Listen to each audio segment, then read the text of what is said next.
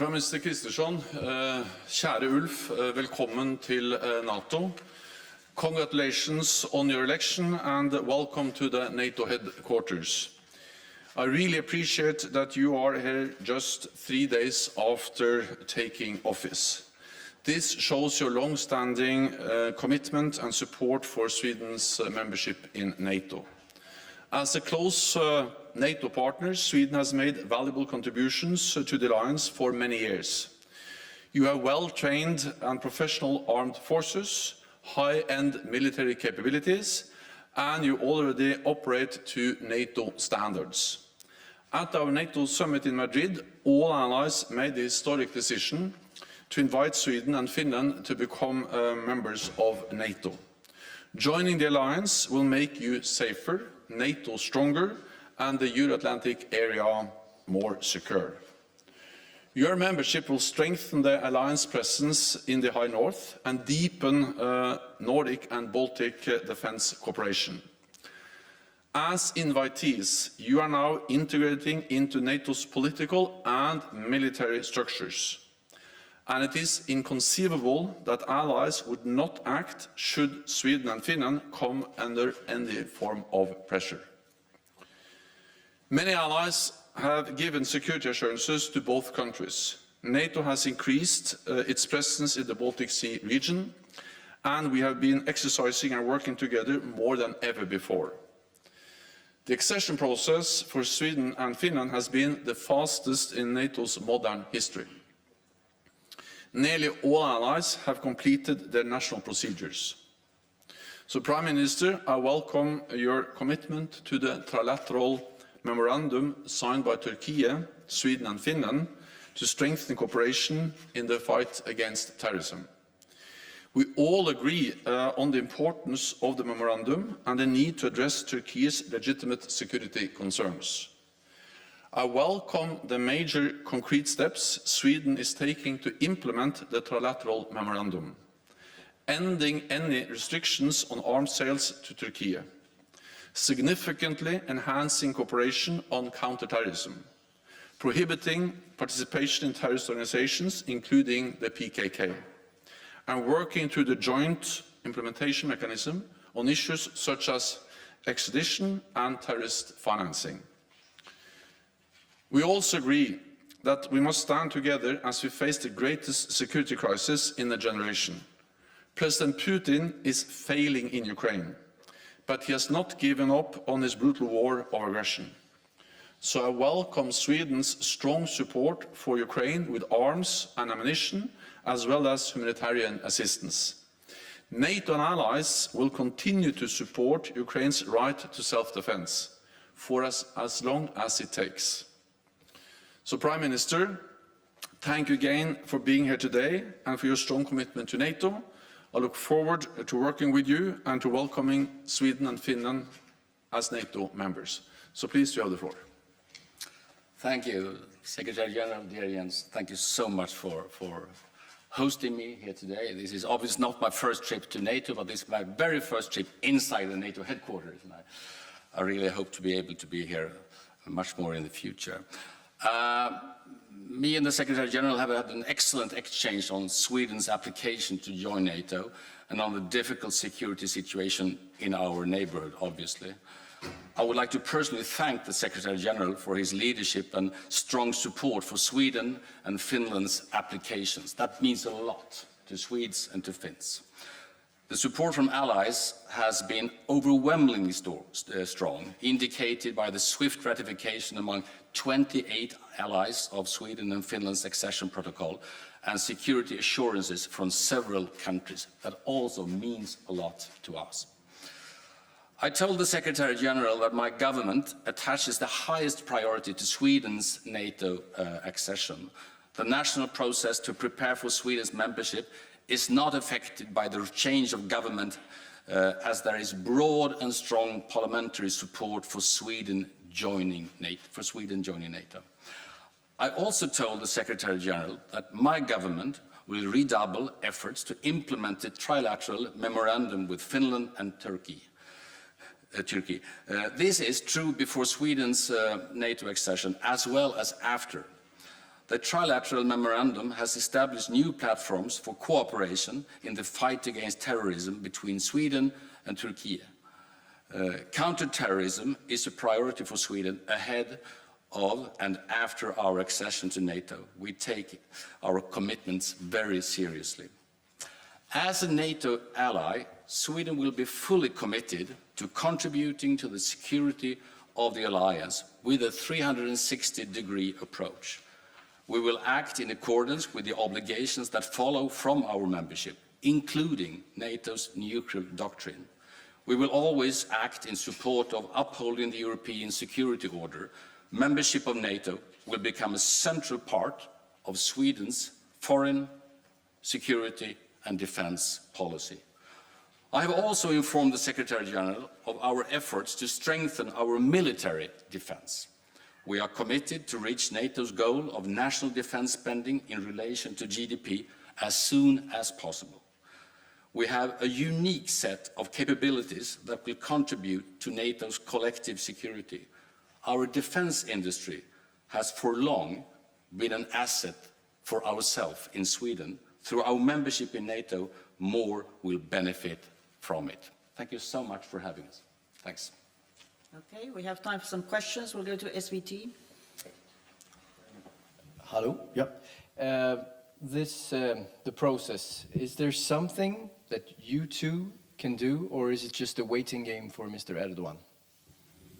Well, what we do together is that we ensure that the agreement that was signed between Turkey, Finland and Sweden in Madrid is implemented. And I welcome the efforts that Sweden has already made to implement the agreement, not only by stating clearly that they are ready to step up cooperation regarding the fight against terrorism, but actually also strengthening the Swedish legislation, including by the prohibition of membership in terrorist organizations, including PKK, lifting restrictions on arms exports, and also establishing the permanent mechanism, which is a platform to exchange more information and also to do more when it comes to intelligence, and also in sharing the intelligence between the countries involved. So the good news is that what we have seen so far is the fastest accession process in NATO's modern history. 28 allies have already ratified the agreement. And we also have to remember that Finland and Sweden are in a very different place now than before they applied for membership, with more NATO presence in the Baltic region. Sweden and Finland are integrating into NATO's civilian and military structures. And it is inconceivable that the NATO allies will not act if there is any form of pressure against Sweden and Finland. Maybe you want to add something? Well, I fully agree, of course, and just to say the obvious, that we are very committed to the agreement between Sweden and Finland and Turkey, and we are doing everything we can as soon as possible to fulfill all the obligations in it. Just wanted to stress the fight against terrorism is of fundamental importance in this agreement. Swedish Radio. Thank you very much, Andreas Lilja on Swedish Radio. Two questions, one for you each, if I may.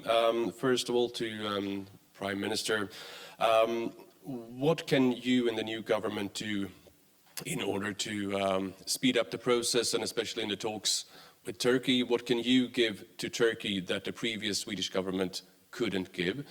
And to Secretary General, if I may, what more do you expect now from the new Swedish government? And since this is for Swedish listeners, may I ask you, feel free to answer in Scandinavian if you like.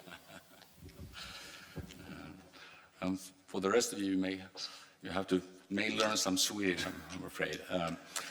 I grund och botten fortsätter vi det arbetet som har påbörjats. Det påbörjade vi ju i maj i mycket bred enighet. Vi är alltså 6 partier i Sverige av 8 som står bakom detta. Mycket nära samarbete mellan den regering som nyss har avgått och den som nu har tillträtt. Och det samarbetet fortsätter. Jag vill bara understryka detta. Vi förstår att det här är Det här är ett långvarigt commitment som Sverige gör, och det är också en process att ta oss in i NATO. Vi har full respekt för att varje NATO-land fattar sitt eget ratifikationsbeslut. Full respekt för att det är Turkiet som bestämmer över det turkiska beslutet och att det är vi som ansöker om medlemskap i NATO. Mycket stor respekt för detta. Ska jag understryka någon del så är det, förutom naturligtvis överenskommelsens alla delar, där vi verkligen nu systematiskt går igenom att vi lever upp till varje del av den överenskommelsen, så är det kampen mot terrorismen. För att den är så fundamental för båda våra länder.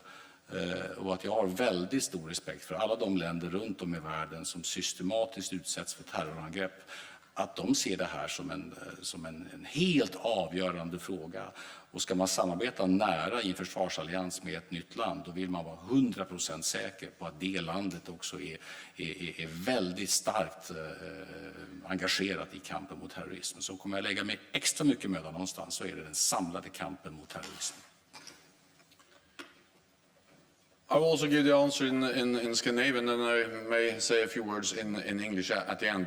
Først og fremst så er det jo det som statsminister Kristersson nettopp understreket, og det er at det er bred enighet i Sverige. Og det er noe vi setter stor pris på, for det betyr at beslutningen om å søke medlemskap er dypt forankret i Sverige. Og jeg satt pris på samarbeidet med den avgåtte svenske regjeringen når det gjaldt NATO-spørsmålet, og jeg setter også pris på den nye regjeringen når det gjelder arbeidet med å få Sverige fullt og helt inn i NATO. Det jeg er glad for er at både den forrige og den nåværende svenske regjeringen er så tydelige på at de skal gjennomføre det man er enige om.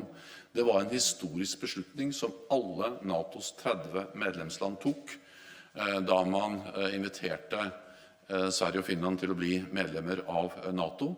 Alle NATOs 30 medlemsland har underskrevet medlemskapsprotokollen, og allerede nå har 28 av våre 30 medlemsland ratifisert protokollen. Det er den raskeste medlemskapsprosessen i NATOs moderne historie. Så langt har dette gått svært raskt fra Sverige søkte medlemskap til vi inviterte, undertegnet protokollen, og det store flertallet av landene har ratifisert. Det som er viktig er at man nå følger opp, og det har vi jo sett, og det har også vært en tydelig beskjed fra statsminister Kristersson, det er at man vil følge opp den enigheten som er om å skjerpe terrorlovgivningen, inkludert å gjøre det ulovlig å være medlem av terrororganisasjoner, at man vil sørge for et tettere samarbeid når det gjelder etterretning og kampen mot terror, at man vil også fjerne restriksjoner på våpeneksport til et NATO-land, Tyrkia. Og dette er beslutninger som til dels er tatt og vil bli tatt, og det er en bra oppfølging av den avtalen. Og der er jeg glad for den brede politiske enigheten i Sverige om dette. Får jag lägga till en sak mycket hastigt? Skulle jag säga, en slutsats av dagens samtal är att Sverige nu kommer att engagera sig tydligare och djupare i NATOs counterterrorism-verksamhet. Där tror jag Sverige skulle kunna bidra och inte bara naturligtvis också ha stor glädje av detta, men också att i handling bevisa att vi är väldigt engagerade i den frågan. To repeat my colleague's question because I don't speak Swedish. Yeah, not yet. You said you would redouble the efforts of the Swedish government. Are you going to do more than the previous government? And what exactly are you going to do to address Turkey's security concerns? Yeah, that's the question. And how fast are you going to do this? Well, the short answer is obviously that we now is implementing new legislation, and that will mean a lot for our possibilities to fulfill our obligations according to the agreement. So that's a short answer. The agreement in itself is what it is, and we are fully committed to it, as was the former government. But I think we now have more tools to actually prove in practice that we are delivering what we were promising. Natalia Drozdiak from Bloomberg. Thanks so much for the question. Secretary General, I want to ask about the situation in Ukraine, if I may. Does NATO have any evidence that Iran is sending missiles to Russia in an effort to aid its war in Ukraine? Thank you. I never go into the specifics of our intelligence, but what I can say is that every indication points to Iran supplying Russia with these drones. And we call on all nations, and including Iran, to not support Russia's illegal war against Ukraine. This is a war of aggression. It's a war which clearly violates international law, and it's an attack on the independence of a nation in Europe. And therefore, NATO allies and partners have provided unprecedented support to Ukraine, and we are stepping up our support at the Defense Ministerial meeting last week. Several NATO allies announced new deliveries of air defense systems. Germany, the United States, the Netherlands, France and others are now in the process of delivering more and advanced air defense systems to Ukraine. And of course, the horrific attacks we have seen by these drones just highlights the urgency of stepping up support for Ukraine. Fundamentally, what we see is that Russia's war, President Putin's war in Ukraine is failing. President Putin made a big mistake by invading Ukraine. He was forced to withdraw from the territories in the north around Kiev. Then he launched a big offensive in Donbas. That offensive has been stalled by the brave Ukrainian forces, and now the Ukrainians are actually able to take back territory and liberate Ukrainian land, and we support them in doing so. Dans Nyheter. Sorry, I just wanted to follow up. The question was about missiles specifically. Is there any evidence about missiles being sent to Russia? Thank you. Was it about drones? No, sorry. It is fundamentally the same answer that we don't go into specific intelligence, but we are of course monitoring closely what Iran are doing when it comes to also providing any support to Russia, and we call on Iran not to provide neither drones nor missiles, and any supplies of missiles will also be in clear violation of UN Security Council resolutions. Okay. Dans Nyheter, the last question. Okay. Yes, please, Dagens Nyheter here. Two questions. Do you have a meeting planned with Viktor Orban or Recep Tayyip Erdogan because of the process of ratifications? And also, will the discussions with Turkey be more easy when we have a male prime minister, a male foreign minister, and a country that doesn't push for feminist foreign policy? Well, thank you. I won't try to guess or to interpret Turkey's views on that, honestly. But on the first question, we have told the Secretary General that I'm very prepared to go to Ankara as soon as possible, and we will send that signal also to, and we have already sent that signal to our Turkish friends. And we discussed what timetable would be suitable for that trip. So that's in my plan. Yes. Thank you very much. That's all we have time for. Can I ask a question to the Swedish Prime Minister, please? Just one. Up to him, Hedi. In the bilateral agreement, there is a section which says that you are going to have a structured dialogue. How is the structured dialogue working? Is it progressing? Can you describe it? Well, honestly, I haven't been in office for 2 days, so I can't. I don't have the full insights in everything yet. I have to admit, but we have had a very good dialogue with the resigning government, or the former government, and as far as I can tell, that dialogue has been very well working, and we stick to that. As you know, I have asked the chief negotiator to stay in office and to fulfill his work, and all my impressions are that there is a good dialogue ongoing, and of course I will stick to that, and I will try to make it even better. Thank you very much. This concludes this press conference. Thank you. Thank you very much.